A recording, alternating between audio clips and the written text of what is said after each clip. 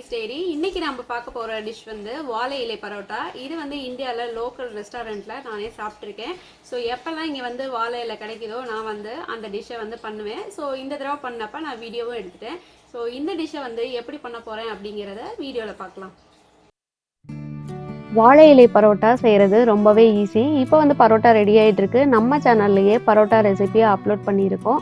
ஐ கார்டில் கொடுக்குறேன், நீங்கள் போய் பார்த்துக்கோங்க. அதே மாதிரி வாழை இலையையும் நல்லா ஆயில் தடவி அடுப்பில் வச்சு கொஞ்சம் தணலில் வாட்டி எடுத்துக்கோங்க. ஸோ மடக்கிறப்ப உங்களுக்கு உடையாமல் இருக்கும்.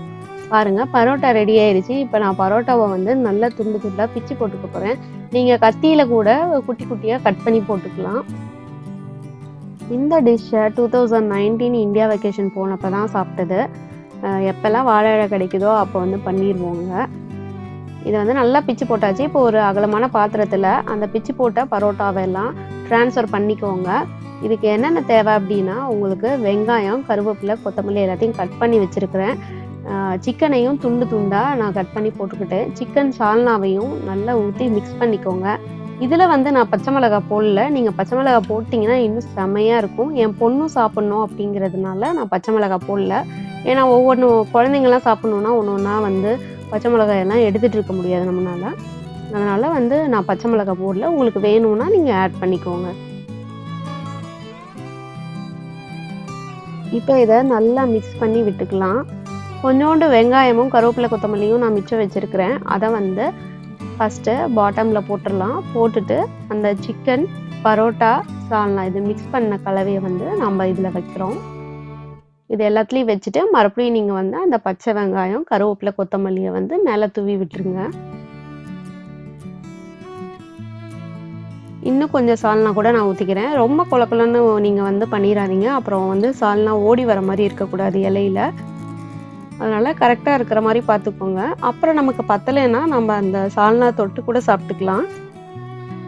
நான் 2 பரோட்டா போட்டிருக்கேன். 2 பரோட்டாவுக்கு ஒரு 1.25 கப் பக்கமாக சால்னா ஊற்றிருக்கேன்.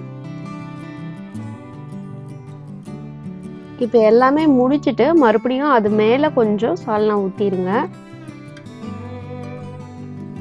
இப்போ நான் வாங்கின இலை, இங்கே நான் யூஎஸில் இருக்கேன். எனக்கு இலை வந்து ஃபுல்லாக கிடைக்கல. இந்த மாதிரி கிராசரி ஸ்டோரில் வந்து கிடைச்சிது. எனக்கு இந்த மாதிரி பிட்டு பிட்டாக தான் கிடைச்சிது. அதை வச்சு வந்து பண்ணலாம் அப்படின்ட்டு தான் நாங்கள் பிளான் பண்ணி பிட்டு பிட்டாக கிடைச்சதுனால மேலே வச்சு இப்படி பேக் பண்ணுறோம். உங்களுக்கு வந்து வாழை இலை எப்படி இருக்குதோ அதுக்கு ஏற்ற மாதிரி நீங்கள் ஈஸியாக மடிச்சுக்கோங்க. தலைவாழை இலையாக இருந்தால் இன்னும் நல்லா சௌரியமாக இருக்கும். இது வந்து ரொம்ப முத்துன இலையாக கொஞ்சம் மொடன்னு தான் இருந்தது. ஏதோ எங்களால் கட்ட முடிஞ்ச வரைக்கும் கட்டினோம். அதையுமே நல்லாவே நாங்கள் பேக் பண்ணிட்டோம். இந்த மாதிரி ஒரு த்ரெட்டு எடுத்து நல்லா பேக் பண்ணிக்கோங்க. இதை வந்து நல்லா கட்டிக்கோங்க. எப்படியும் வந்து த்ரெட்டு வந்து நம்ம ஹீட் பண்ணுறப்பே கொஞ்சம் எல்லாம் எரிஞ்சு கழண்டு வந்துடும். கட்டுறப்ப ஒரு கொஞ்சம் நல்லாவே கட்டிக்கோங்க. இப்போ இந்த சைடு கட்டியாச்சு. அடுத்த 2 சைடும் மடக்கி நம்ம கட்ட போகிறோம். இது என்ன வாழை இலை பரோட்டா, இது என்ன கொத்து பரோட்டா மாதிரி தான் இருக்குது அப்படின்ட்டு நான் வந்து இதை ஃபஸ்ட்டு டைம் சாப்பிட்றப்ப நினச்சேன். இந்த பரோட்டாவில் உள்ள ஸ்பெஷாலிட்டியே அந்த வாழை இலையோட சேர்ந்து சிக்கன், பரோட்டா, அந்த கிரேவி எல்லாம் சேர்ந்து வேகிறப்ப ஒரு எக்ஸ்ட்ரா ஒரு மனம், சுவை இருக்குது இல்லையா? அதுதான் இதோட ஸ்பெஷாலிட்டியே. இந்த வாழை இலை பரோட்டா வந்து எல்லா இடத்துலையும் கிடைக்குது அப்படின்னு சொல்ல முடியாது. சில கடைகளில் தான் கிடைக்குது.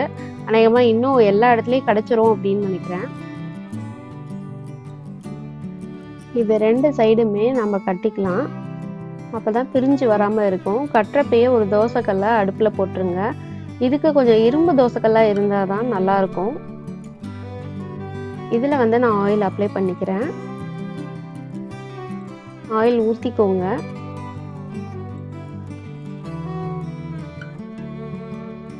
இப்போ வந்து இந்த வாழை இலை கட்டணும் இல்லையா, வாழை இலை பரோட்டாவை வந்து உள்ளார வச்சிடலாம்.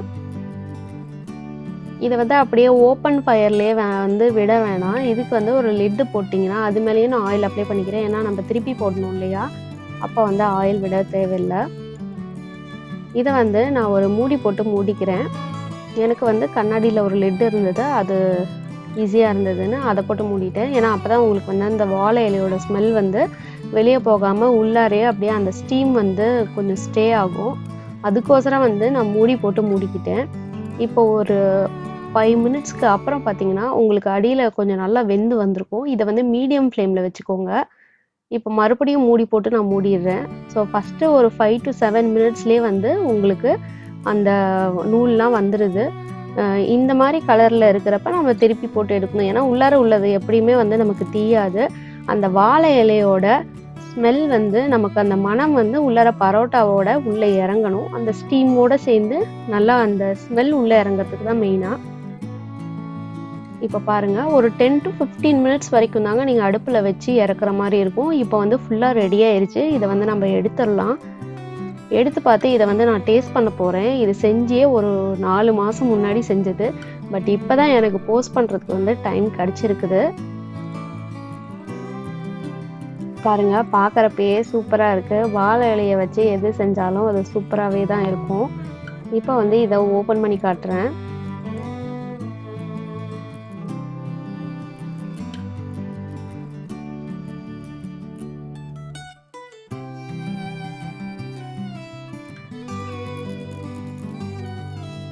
ஸோ ஓப்பனிங் செரிமனி மாதிரி வர்ஷிதா வந்து கிளாப்லாம் பண்ண ஆரம்பிச்சிட்டா.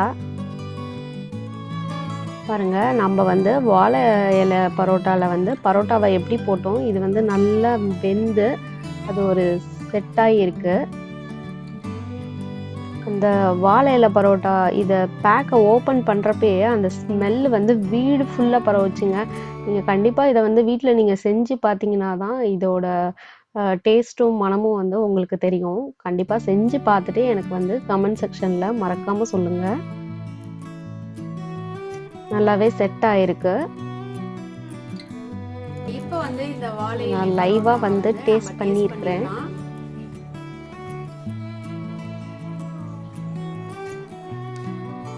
சூடாக இருக்கு.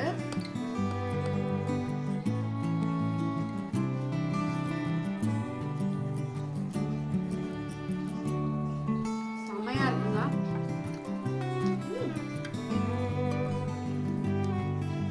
இந்தியாவில் சாப்பிட்ட டேஸ்ட் மாதிரியே இருக்கு. அப்படியே